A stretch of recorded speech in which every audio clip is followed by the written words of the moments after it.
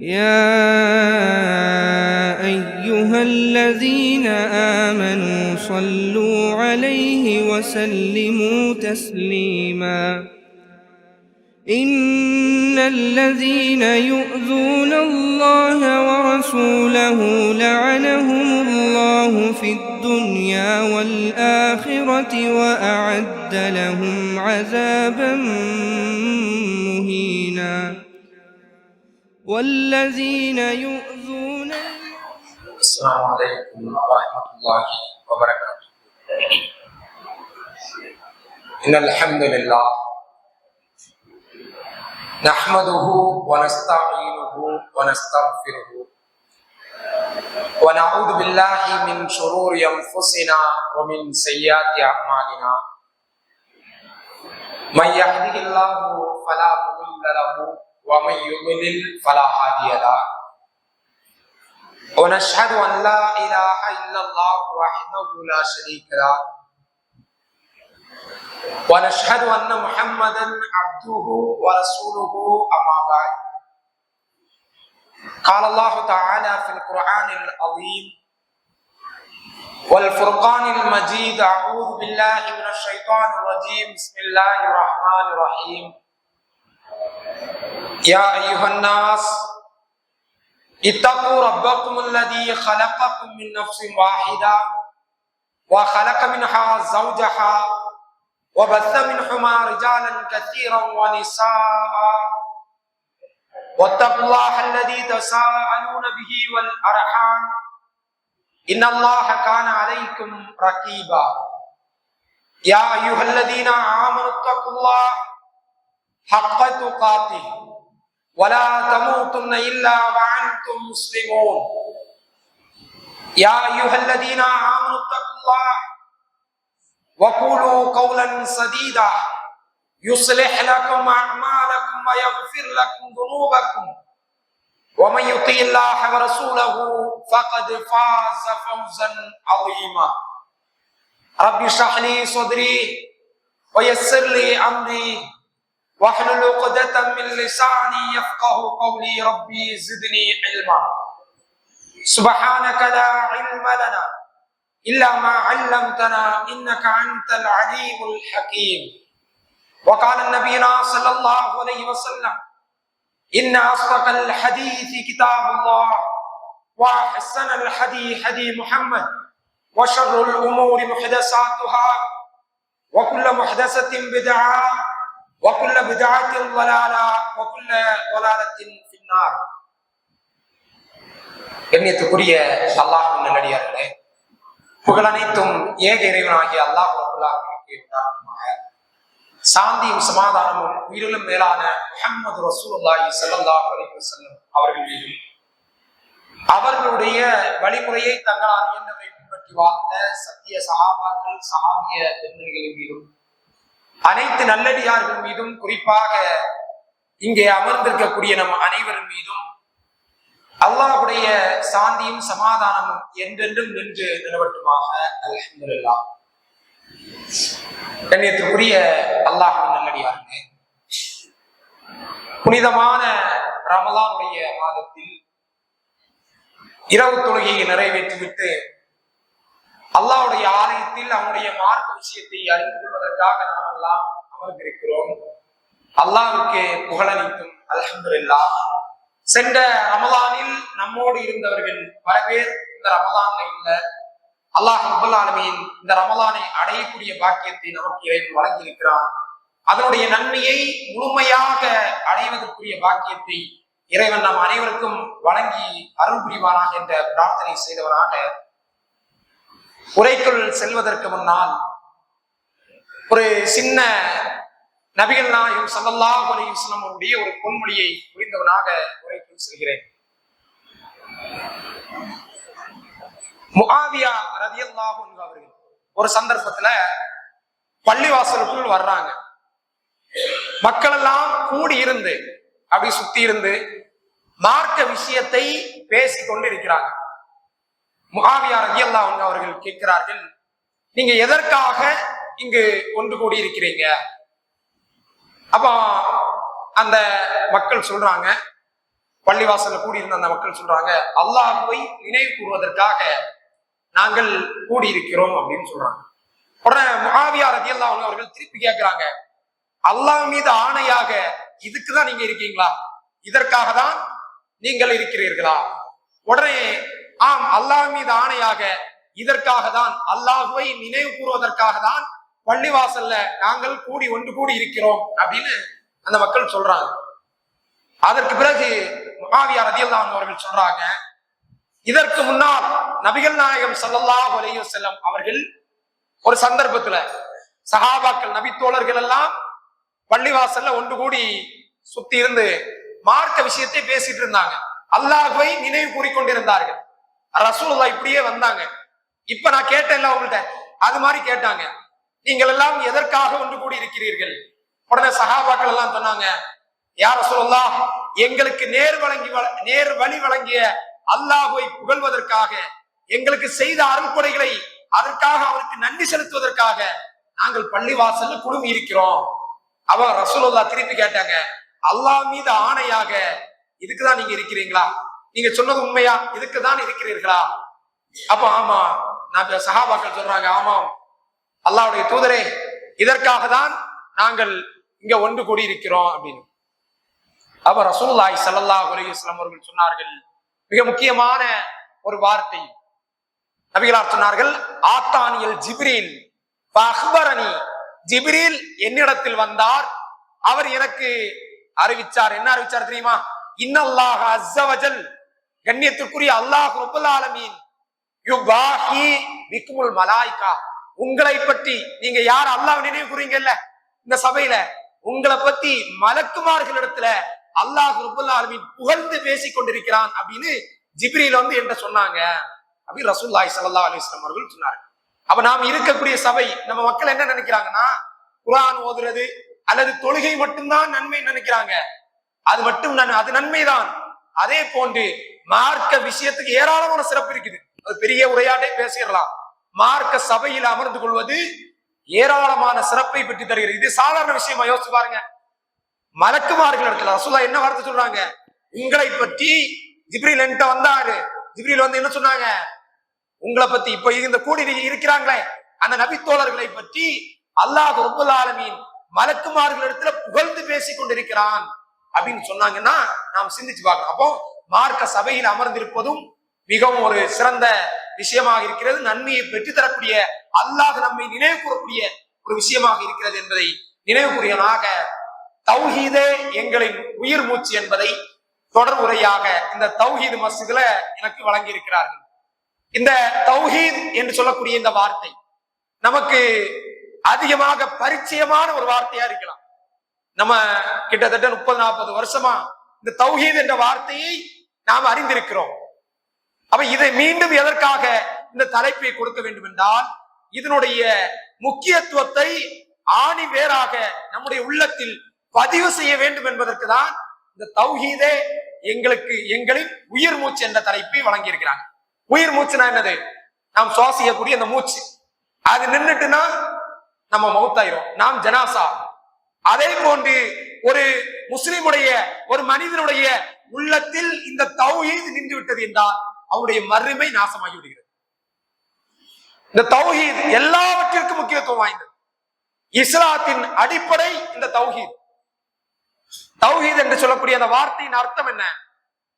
ஏகத்துவம், ஓர் இறை கொள்கை, ஒரே ஒரு இறைவனை மட்டும் வணங்க வேண்டும். அரபியில சொல்லணும்னா வஹத் அல்லாஹ், அல்லாஹ்வை ஒருமைப்படுத்துதல். இதுதான் தௌஹீத். இது எந்த அளவிற்கு முக்கியத்துவம் வாய்ந்ததுன்னா, இஸ்லாத்தின் அடிப்படை இந்த தௌஹீத். ஒரு முஸ்லிம் ஆகணும்னா லா இலாஹ இல்லல்லாஹ் முஹம்மது ரசூலுல்லாஹ், இந்த லா இலாஹ இல்லல்லாஹ் சொன்னாதான் முஸ்லிம் ஆக முடியும். அது மட்டுமல்ல, இந்த உலகம் இயங்க வேண்டும் என்றால் அதற்கும் இந்த தௌஹீத் தேவை. எப்படி? இந்த உலகம் இயங்கிக் கொண்டிருக்கிற நபிகள் நாயகம் ஸல்லல்லாஹு அலைஹி வஸல்லம் அவர்கள் சொன்னார்கள், லா தகுமு ஸாஅ, மறுமை நாள் வராது. எதுவரை தெரியுமா? அல்லாஹ் அல்லாஹ் என்று சொல்லி ஒரு மனிதன் கூறுகின்றவரை மறுமை நாள் வராதுன்றாங்க. அப்ப அல்லாஹ் அல்லாஹ்னு சொல்லாதப்போ மறுமை நாள் வந்துடும். இந்த உலகத்துல கடைசியா ஒரு மனிதன் அல்லாஹ் அல்லாஹ் என்று சொல்லிக் கொண்டிருந்தால் மறுமை நாள் வராது. அல்லாஹ் அல்லாஹ் என்று சொல்லக்கூடிய மனிதன் இல்லாத நிலை வரக்கூடிய நேரத்தில் கியாமத் நாள் வந்துவிடும் என்று நபிகள் நாயகம் ஸல்லல்லாஹு அலைஹி வஸல்லம் அவர்கள் சொல்லி இருக்கிறார்கள். இந்த தௌஹீத் என்பது மிக மிக முக்கியமானது. ஒரு மனிதனுடைய தலையை போன்றது. கை இல்லாட்டி அவனை மனிதன் சொல்லுவோம், கால் இல்லாட்டி அவனை மனிதன் சொல்லுவோம். ஆனால் தலை இல்லைன்னா அவன் மனிதனே கிடையாது. ஆனால் இப்ப நம்ம கேட்கலாம், எல்லாரும் தௌஹீதை நம்பிதானே இருக்கிறாங்க. முஸ்லிம்கள்ல அதிகமானவர்களிடத்துல தௌஹீதுனா என்னன்னு தெரியும். அல்லாஹ் ஒருத்தன் தான் சொல்றாங்க. யாராவது ரெண்டு அல்லாஹ் இருக்குன்னு சொல்றாங்களா? எல்லாரும் அல்லாஹ் ஒருத்தன் தான் சொல்றாங்க. யாரும் சிலையை வணங்குறது கிடையாது. பிறகு எதற்கு இந்த தலைப்பு என்றால், அல்லாஹுடைய ஆற்றலை, அல்லாஹுவை நம்ப வேண்டிய அடிப்படையில் முஸ்லிம்கள் நம்புகிறார்களா என்றால் மிக மிக குறைவு. எப்படி இன்னைக்கு பல கோடி மக்கள் இஸ்லாமியர்களாக இருக்கிறார்கள். ஆனா பேரளவுல இஸ்லாமியர்களாக இருக்கிறார். அல்லாஹ்வுடைய தன்மையை மற்ற அவுலியாக்களுக்கு கொடுக்கிறான். இன்னும் சொல்லணும்னா ஏகத்துவவாதிகள் என்று சொல்லக்கூடியவர்கள் இடத்துல கூட அந்த தௌஹீத் உறுதியாக அவர்கள் உள்ளத்தில் இல்லை. ஒரு சோதனை, ஒரு கவலை வரக்கூடிய நேரத்துல அந்த தௌஹீத் ஆட்டம் கண்டுபிடிக்கிறது. எந்த அளவிற்கு இந்த தௌஹீத் முக்கியத்துவம் வாய்ந்தது என்று சொன்னால் ஏராளமான செய்திகளை நம்மால் சொல்ல முடியும். அல்லாஹ் ரப்பல் ஆலமீன் தன்னுடைய திருமறை குர்ஆன்ல வசனத்தில் சொல்லுவான், வஅலமு அன்னஹு லா இலாஹ இல்லல்லாஹ், அறிந்து கொள்ளுங்கள் அல்லாஹ்வை தவிர வணக்கத்துக்குரியவன் யாரும் கிடையாது. ஃபர்ஸ்டாக முதலாக ஒரு மனிதன் அறிந்து கொள்ள வேண்டிய விஷயம் என்னது? வணக்கத்துக்குரியவன் அல்லாஹ்வை தவிர வேற யாரும் கிடையாது. அல்லாஹ்வை தவிர வேற யாரும் கிடையாது. நபிகள் நாயகம் ஸல்லல்லாஹு அலைஹி வஸல்லம் அவர்கள் சொன்னார்கள், மன் மாத்த யுஷ்ரிக் பில்லாஹ், யார் சிறுக்கு வைக்கக்கூடிய நிலையில் மரணிக்கிறாரோ தகலன் நார், அவர் நரகத்தில் நுழைவார். அதை கேட்ட சஹாபி, இன்னொரு சஹாபி சொல்றாரு, மன் மாத்த லா யுஷ்ரிக் பில்லாஹ், யார் அல்லாஹ்வுக்கு இணை கற்பிக்காத நிலையில் மரணிக்கிறாரோ தகலல் ஜன்னா, அவர் சொர்க்கத்துக்கு செல்வார். சிறுக்கு மட்டும் இல்லைன்னு வைங்க, ஏதாவது ஒரு கட்டத்துல அவன் சொர்க்கத்துக்கு போயிடுவான். சிறுக்கு என்று சொல்லக்கூடிய அல்லாஹ்வுக்கு இணை வைக்கக்கூடியது மட்டும் இல்லைன்னு வைங்க, ஏதாவது ஒரு கட்டத்தில் அவன் செய்த தவறுக்கு தண்டனை அனுபவித்து விட்டோ அல்லது அல்லாஹ்வால் மன்னிக்கப்பட்டு விட்டோ அவன் சொர்க்கத்துக்கு போயிடுவான். அந்த சிறுக்கு மட்டும் இருந்தது என்று சொன்னால் அவன் நரக படுகொலிக்கு போய்விடுவான். ஏராளமான செய்திகளை சொல்ல முடியும். இன்னைக்கு நம்முடைய சமுதாயத்தின் நிலை என்ன யோசித்து பாருங்கள். மௌலூத் என்ற பெயர்ல நபிகள் நாயகம் ஸல்லல்லாஹு அலைஹி வஸல்லம் அவர்களை அல்லாஹ் இடத்துல வச்சிடறான். இன்னபிற அவுலியாக்களை முஹீத்தீன் அப்துல் காதர் ஜீலானி என்று சொல்லக்கூடிய அந்த ஒரு நல்ல மனிதர், அவருடைய புத்தகத்தை நாம் படிச்சு பார்த்தோம்னா அவ்வளவு ஏகத்துவத்தை பறைசாற்றக்கூடிய கருத்துக்கள் நிரம்பி இருக்குது. ஆனா அவரை எங்க கொண்டு வைக்கிறான் தெரியுமா? ஒரு சந்தர்ப்பத்துல அந்த முஹீத்தீன் அப்துல் காதர் அவர்களும் அல்லாஹ்வும் அப்படியே வாக்கிங் போனாங்களாம். வாக்கிங் போகக்கூடிய நேரத்துல அல்லாஹ் தடுமாறி கீழே விழுந்துட்டான். யார் தடுமாறி விழுந்தது? முஹீத்தீன் அப்துல் காதர் கீழே விழல, அல்லாஹ் கீழே விழுந்துட்டான். உடனே அல்லாஹ் சொன்னானா, குத்பியதி, என்னுடைய கையை பிடி. உடனே முஹீத்தீன் அப்துல் காதர் பிடிச்சு எழுப்பி விட்டாராம். உடனே அல்லாஹ் ரப்பல் ஆலமீன் அவருக்கு தஸ்தகீர் சொல்லக்கூடிய பெயரை வைத்தார். இப்படியெல்லாம் மக்களுக்கு மத்தியில சிறுக்கை யோசித்து யோசித்து விதைத்துக் கொண்டு இருக்கிறார்கள். சிந்திச்சு பாருங்க. அப்போ எவ்வளவு பெரிய அநியாயத்தை மார்க்க படித்தவர்கள் என்று சொல்லக்கூடியவர்கள் மக்களுக்கு மத்தியில விதைத்துக் கொண்டிருக்கு. இன்னைக்கு தௌஹீது மக்கள், தௌஹீதுவாதிகள் அதிகமா வந்துட்டான். அதனால அவனால முடியல, ஏதாவது ஒரு வழியில இந்த பழைய மதுகபுகளை, பழைய மௌலூதுகளை மக்களுக்கு மத்தியில் கொண்டு சேர்த்து விட முடியாதா அப்படின்னு துடித்துக் கொண்டிருக்கிறார்கள். இந்த தௌஹீது சாதாரணமானது கிடையாது. இதற்காக நபிமார்கள் பல தியாகங்களை செய்திருக்கிறார்கள். அல்லாஹ் ரப்பல் ஆலமீன் இந்த உலகத்துல பல கோடி பல லட்சக்கணக்கான இறை தூதர்களை அனுப்பியிருக்கிறார். அந்த இறை தூதர்கள் எல்லாம் செய்த முதல் பணி என்ன தெரியுமா? நாம கேட்ட என்ன சொல்லுவோம்? மக்களை சீர்திருத்தினார்கள், மதுவுக்கு எதிராக போராடினார்கள், விபச்சாரத்துக்கு எதிராக போராடினார்கள். அதல்ல, அல்லாஹ் ரப்பல் ஆலமீன் தன்னுடைய திருமறை குர்ஆன்ல சொல்கிறான், எல்லா இறை தூதர்களும் முதல் பணியாக செய்தது இந்த தௌஹீதை சொன்னார்கள். எப்படி? எல்லா இறை தூதர்களும் முதலாக செய்த பணி என்னது? மக்களிடத்துல அல்லாஹ்வை மட்டும் வணங்க வேண்டும் என்பதை சொல்வதற்கு தான் இத்தனை லட்சக்கணக்கான இறை தூதர்கள் அனுப்பப்பட்டார்கள். அதுக்கு பின்னாடிதான் வேற எல்லா சீர்திருத்தங்களும்.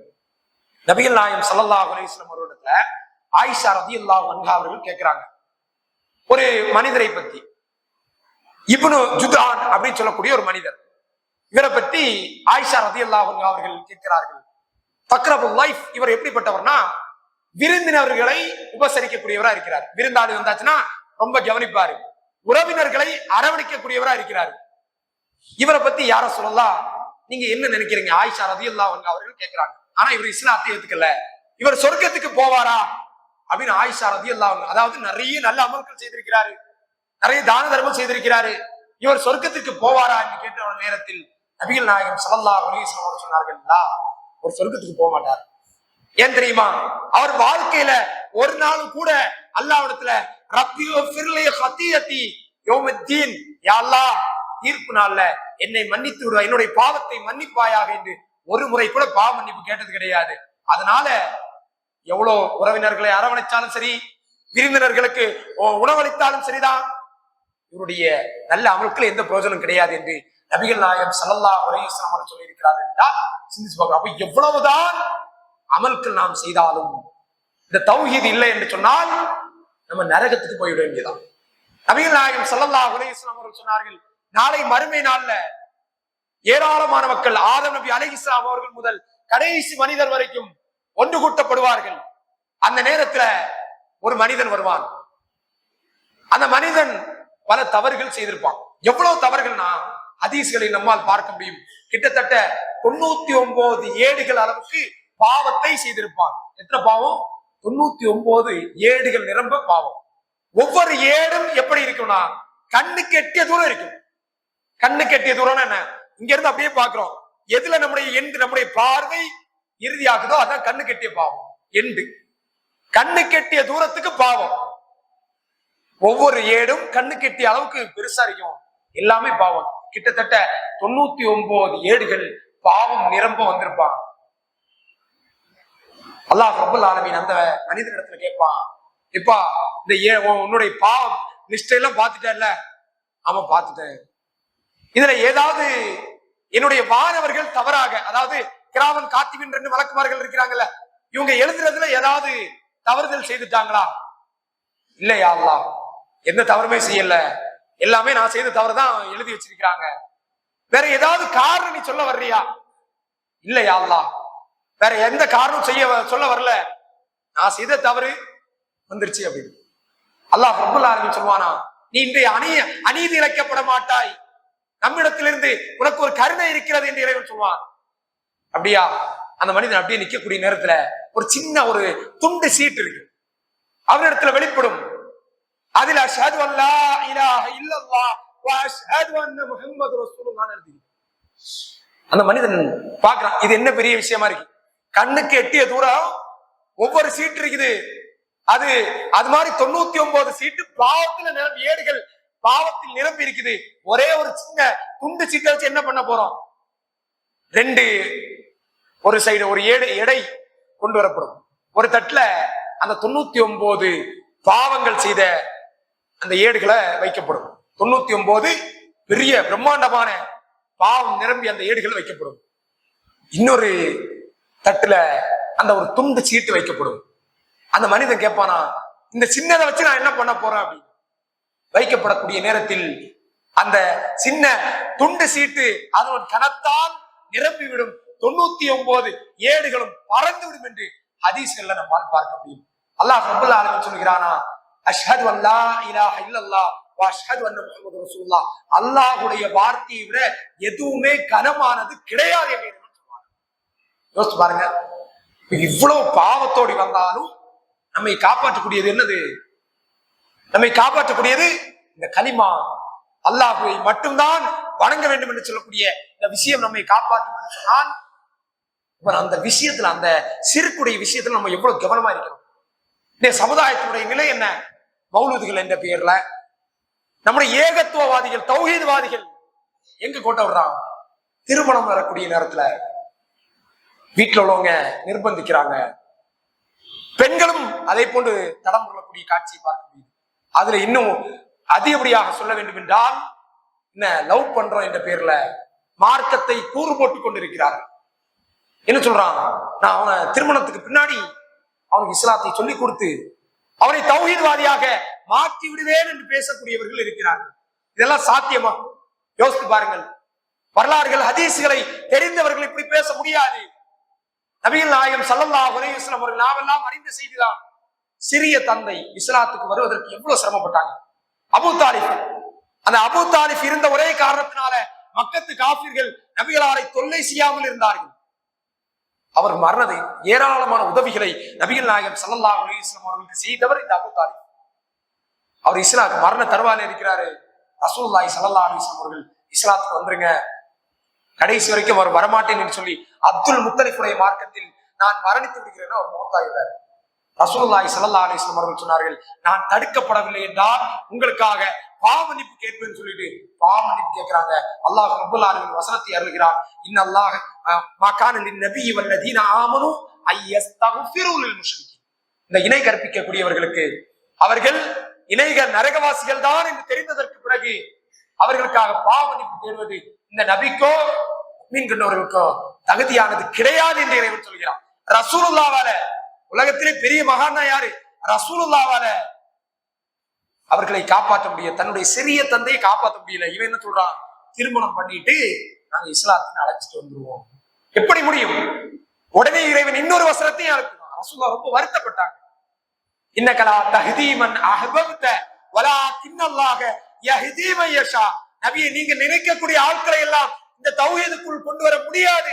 அல்லாஹ் நாடியவர்களை நேர்வழி காட்டுவான் என்ற வசனத்தை அருள்கிறான் என்று சொன்னால் என்ன சொல்றான்? நம்முடைய மக்களுடைய நிலை என்ன?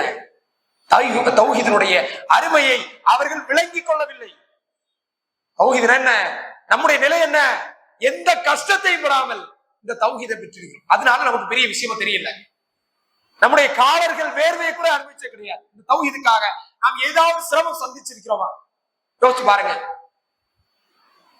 ஏராளமான நபித்தோழர்கள், ஏராளமான நபிமார்கள் தன்னுடைய உடைமையை இழந்திருக்கிறார்கள். இந்த தௌஹீதுக்காக உயிரை இழந்திருக்கிறார்கள். நாட்டை விட்டு நாடு கடத்தப்பட்டிருக்கிறார்கள். அவர்களுக்கு அந்த தௌஹீதினுடைய விஷயம், அந்த சிரமம் என்னன்னு தெரியும். இப்படி இந்த திருமணத்திற்காக தௌஹீதை விட்டு வெளியே போறான். அவனை சிந்தித்து பார்க்க வேண்டும். இந்த முஷ்ரிக்குகளை இறைவன் எந்த அளவிற்கு கடுமையாக பேசுகிறான் என்று சொன்னால், அந்த கஅபத்துல்லா இருக்குல்ல, கஅபத்துல்லாவை அதற்கு தண்ணீர் புகட்டுவது, அதாவது அந்த ஹஜ்ஜிக்கு வரக்கூடிய ஆட்களுக்கு தண்ணீர் புகட்டுவதை அந்த மக்கள் ரொம்ப புனிதமான ஒரு செயலா பார்த்தாங்க. கஅபத்துல்லாவை நிர்மாணம் செய்வது, அதாவது நிர்வாகம் செய்வதை ஒரு பெரிய விஷயமா பார்த்தாங்க. அங்க தண்ணீர், அதாவது அங்க உயர்ந்த குலத்தை சார்ந்தவர்கள், கோத்திரத்தை சார்ந்தவர்கள் தான், பெரிய ஊர்ல பெரிய ஆட்கள் தான் அதுக்கு அந்த கஅபத்துல்லாவை நிர்வாகம் செய்வாங்க. அந்த ஆரம்ப காலகட்டத்துல அல்லாஹ் ரப்பல் ஆலமீன் கேட்கிறான், அஜஅல்தும் ஷிகாயில் ஹாஜி, ஹஜ்ஜி செய்யக்கூடியவர்களுக்கு தண்ணீர் புகட்டுபவர்களும், இமாரத்துல் மஸ்ஜிதில் ஹராம், இந்த மஸ்ஜிதுல் ஹராமை நிர்வாகம் செய்யக்கூடியவர்களும், கமன் ஆமன பில்லாஹி வல் யௌமில் ஆகிர், நம்பிக்கை கொண்ட முஸ்லிம்கள் சாதாரண முஸ்லிமுக்கும் சமமாவார்களா? அவர்கள் சமமாக மாட்டான். இது சொல்றாங்க. யாரு? கஅபத்துல்லாஹ் எவ்வளவு சிறப்பு வாய்ந்தது நமக்கு எல்லாம் தெரியும். நம்முடைய பள்ளியில 1 ரக்காத் 2 ரக்காத் தொழுவதும் கஅபத்துல்லாஹ்ல 2 ரக்காத் தொழுதா 1,00,000 மடங்கு நன்மை அதிகம். அந்த கஅபத்துல்லாவை நிர்வாகம் செய்யறது ஒரு பெரிய சிறந்த அமல்னு நாம் நினைக்கிறோம். இறைவன் கேட்கிறான், அதை விட சிறந்த அமல் என்ன தெரியுமா? அல்லாஹ்வை நம்பிக்கை கொள்வதுதான் சிறந்த அமல் என்று இறைவன் சொல்கிறான். சிந்திச்சு பார்க்கணும். இப்ப எல்லா விஷயத்துக்கும் டாப்ல நிக்கிறது என்னது? இந்த தௌஹீது. எதை வேண்டுமானாலும் இழக்கலாம், இந்த தௌஹீதை மட்டும் ஒரு பொழுதும் நாம் இழந்து விடக் கூடாது. அதை நம்முடைய உள்ளத்தில் ஆணித்தனமாக நாம் பதிவு செய்ய வேண்டும். ஒரு சிரமம் வந்தா, ஒரு நோய் வந்தால், ஒரு சிறைவாசலை சந்தித்தால் என்ன பண்றோம்? தௌஹீத் ஆட்டம் காண ஆரம்பிக்குது. ஒரு சிந்திச்சு பாருங்க. உலகத்திற்காக, உலக ஆசாபாசத்திற்காக அரசியல் கட்சியை ஆரம்பித்தவர்கள் ஆரம்பத்துல தௌஹீத் பேசுறான். அரசியல் கட்சியில போயிட்டா யார் யாரையவே கும்பிடுறான், எங்கெங்கயோ போயிடுறான். சிந்திச்சு பாருங்க. அல்லாஹ் ரப்பல் ஆலமீன் சொல்கிறான் இவர்களை பற்றி, உலாயிகல்லதீன ஸ்பரவு வலாலத பில் ஹுதா, நேர் வழிக்கு பதிலாக வழிகேட்டை விலக்கி வாங்கியவர்கள் இறைவன் சொல்கிறான். அவ சிந்திச்சு பார்க்கணும். அவ எந்த நிலையிலையும் இந்த தௌஹீத் என்பது நம்முடைய உயிர் மூச்சாக இருக்கிறோம். திருமணம் வருதா, என்ன பிரச்சனை வந்தாலும் தௌஹீத். ஆனா இன்னைக்கு சமுதாயம் என்ன பண்றாங்க? இந்த மௌலூதுல எவ்வளவு அனாச்சாரங்கள், எவ்வளவு மார்க்கத்துக்கு எதிரான விஷயங்கள் போதிக்கப்படுகிறது.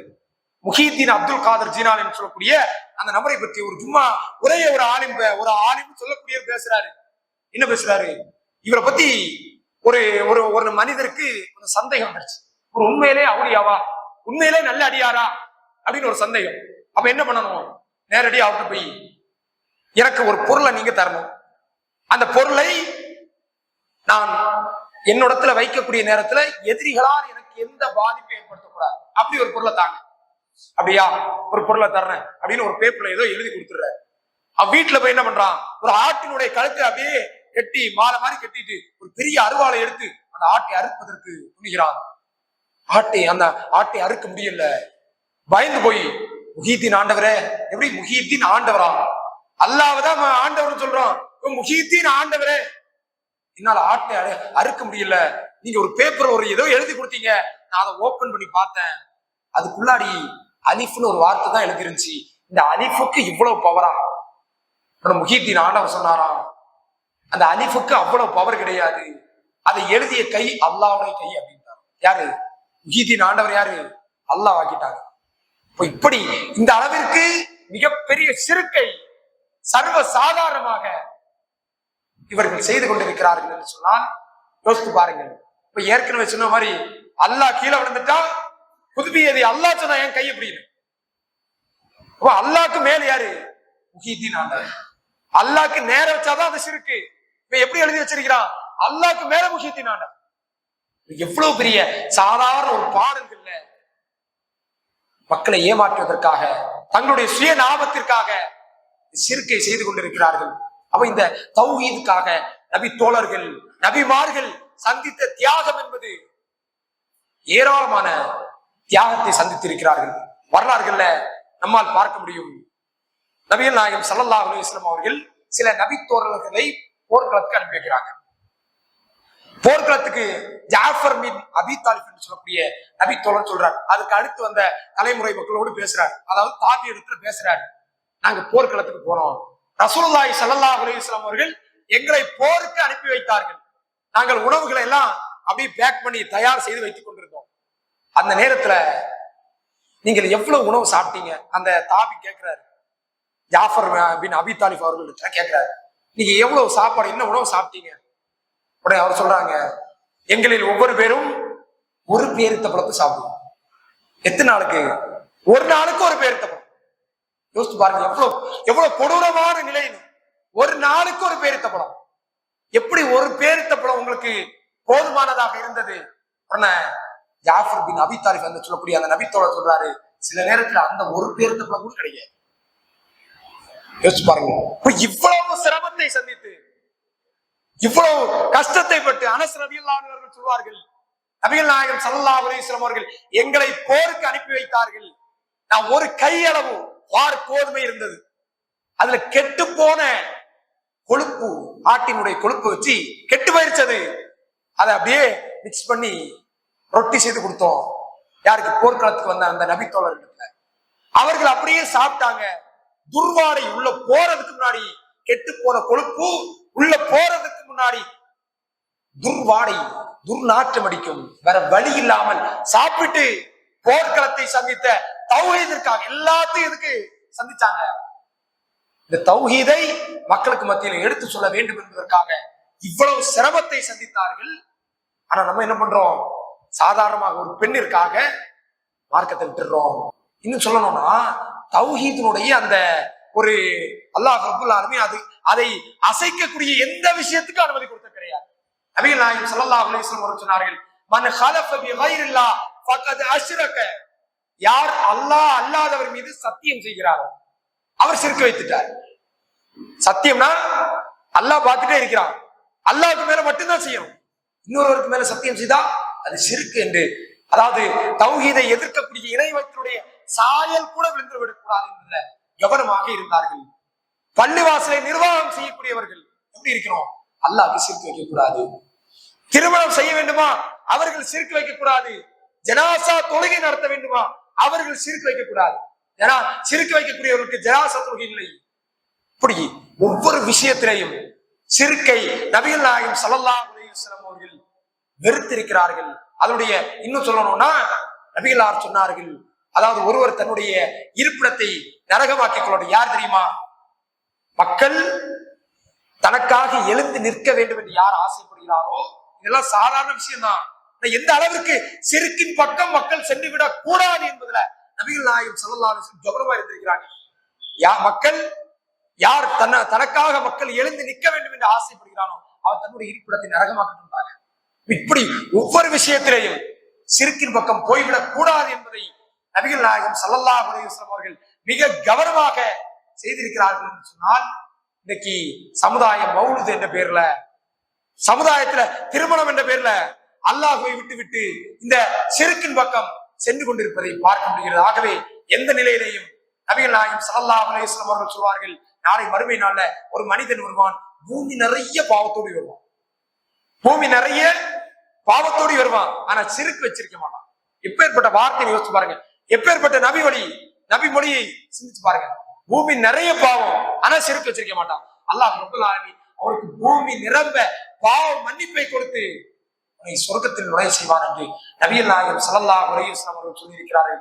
ஆகவே எந்த நிலையிலேயும் சிறுக்கின் பக்கம் நாம் சென்று விடக்கூடாது. இந்த உலக ஆசாபாசங்கள், சில அற்பமான ஆசைகள் நம்முடைய மறுமை இலக்கை நாசமாக்கி, ஏற்கனவே சொன்னதை போட்டு இந்த ஒரு திருமணம் என்ற பேர்ல ஒரு செய்தியை கூறி நிறைவு செய்கிறேன். நபிகள் நாயகம் ஸல்லல்லாஹு அலைஹி வஸல்லம் அவர்கள் கைபர் போர் வெற்றி கொள்ளப்பட்டு அந்த ஒரு இடத்துல தங்கி இருக்கிறாங்க. வாதில் குரா என்று சொல்லக்கூடிய இடத்துல தங்கி இருக்கிறாங்க. கைபர் போர் வெற்றி கொள்ளப்படுகிறது.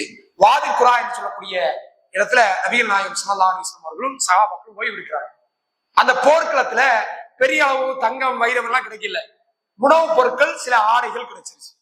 அதையெல்லாம் நபி தோழர்கள் ரசூலுல்லாஹ் பின்னாடி பங்கு போட்டு கொடுப்பாங்க. அந்த நேரத்துல அந்த போர் முடிந்து வந்து கொண்டிருக்கிறாங்க. சிறிது வாதில் குரா என்று சொல்லக்கூடிய இடத்துல ஓய்வு எடுக்கிறாங்க. அந்த நேரத்தில் நபிகள் நாயகம் ஸல்லல்லாஹு அலைஹி வஸல்லம் அவருடைய ஒரு அடிமை, முத்தாயிம் அப்படின்னு சொல்லக்கூடிய ஒரு அடிமை இருக்கிறார். இவர் என்ன பண்றாருன்னா, அந்த ஒட்டகத்தினுடைய சிவிகையை சரி செய்துட்டு இருக்கிறார். சரி செய்து கொண்டிருக்கக்கூடிய நேரத்தில் எங்கிருந்தோ ஒரு அம்பு அவருடைய முதுகுல போட்டு அவரு மௌத்தாயிடுறாரு. சஹாபாக்கள் எல்லாம் பேசிக்கிறாங்க. என்ன பேசுறாங்க? ஒரு உயிருக்கு, அதாவது போர்க்களத்துல உயிரை இழந்துட்டாரு, இவருக்கு நற்செய்தி, இவருக்கு வாழ்த்துக்கள், ஒரு சொர்க்கத்தை பெற்று விட்டார்னு சஹாபாக்களுக்கு மத்தியில பேசிக் கொண்டிருக்கிறார்கள். நபிகள் நாயகம் ஸல்லல்லாஹு அலைஹி வஸல்லம் அவர்கள் சொன்னார்கள், என் உயிர் எவன் மீது இருக்கிறதோ அந்த அல்லாஹ் மீது ஆணையாக, இவர் நாம் இந்த கைபர் போர்ல கிடைத்த அந்த போர் செல்வத்தை நாம் பங்கிட்டு கொடுப்பதற்கு முன்னால் அதிலிருந்து அவர் எடுத்த ஒரு போர்வை நரகத்தினுடைய போர்வையாக மாறிவிட்டது என்று நபிகள் நாயகம் ஸல்லல்லாஹு அலைஹி வஸல்லம் சொன்னார்கள். இதுல இருந்து சிந்திக்க வேண்டிய விஷயம் என்ன? போர்க்களத்துல மௌத்தாயிட்டா நேரடியா சொர்க்கம். எவ்வளவு பெரிய ஒரு அந்தஸ்து! ஒரு சின்ன ஒரு ஆசை, அற்பமான ஒரு போர்வையின் மீது வந்த ஆசையின் காரணத்தினால நரகத்தின் போர்வையாக மாறிடுச்சு. ஷைத்தான் என்ன பண்ணுவான்? சில அற்பமான ஆசைகளை காட்டுவான். அவனுக்கு எப்படி எந்த வழியில் மனிதர்களை வழிகெடுக்கணுமோ அப்படி வழிகெடுப்பான். ஒரு சின்ன ஒரு செய்தி, அதாவது ஒரு நபி தோழர் சொல்வார், இறை முஸ்லிம்கள் பேசிக் கொண்டிருப்பாங்க அல்லது இபாதத்து வணக்க வழிபாடுகளில் ஈடுபட்டு கொண்டிருக்கிறார். ஷைத்தான் பார்க்கிறான், எப்படி இவர்களை வழிகெடுக்கிறது, ஏதேதோ முயற்சி செய்யறான். இவங்க வணக்க வழிபாட்டுல அப்படியே மூழ்கி கொண்டே இருக்கிறாங்க. இவர்களை கெடுப்பதற்கு வழியை தேடுறான், கிடைக்கல. ஷைத்தான் என்ன பண்றான் தெரியுமா? இன்னொரு கூட்டத்துக்கு போறான். அந்த கூட்டம் உலக விஷயத்துல மூழ்கி கிடக்குது, சண்டை போட்டு பேசி எடுத்து அரட்டை அடிச்சுட்டு இருக்குது. ஷைத்தான் என்ன பண்றான்னா, அவர்களுக்கு மத்தியில சண்டை மூட்டி விட்டுறான். சண்டை மூட்டி விட்ட உடனே இங்கு இபாதத்தில் ஈடுபட்டிருந்த நல்ல அடியார்கள் எந்திரிச்சு அங்க போய், எப்பா சவுண்ட் போடாதீங்க, சண்டை வைக்காதீங்கப்பா அப்படின்னு சொல்லிட்டு அவர்களை சமரசம் செய்துட்டு அப்படியே கிளம்பி போயிடுறாங்க. இபாதத்தை செய்ததை விட்டுட்டு போயிடுறாங்க. ஷைத்தான் எப்படி வழி கெடுக்கிறான் புரியுதா? இங்க இபாதத்தை செய்தவர்களை வழி கெடுக்கணும், அவனால முடியல. அப்போ யார் எதிராக செயல்படும்? ஏதாவது ஒரு வழியில மனிதர்களை வழி கெடுக்க வேண்டும் என்பது ஷைத்தானுடைய நோக்கமாக இருக்கிறது. எந்த நிலையிலையும் ஷைத்தானுக்கு நாம் அடிபணிந்தவர்களாக ஆகிவிடாமல் முழுமையாக இந்த தௌஹீதை விளங்கி அல்லாஹ்விற்கு முழுமையாக அடிபணிந்து வாழக்கூடிய நன்மக்களாக அல்லாஹ் ரப்பல் ஆலமீன் நம் அனைவரையும் ஆக்கி அருள்வானாக கூறி உரையை நிறைவு செய்கிறேன்.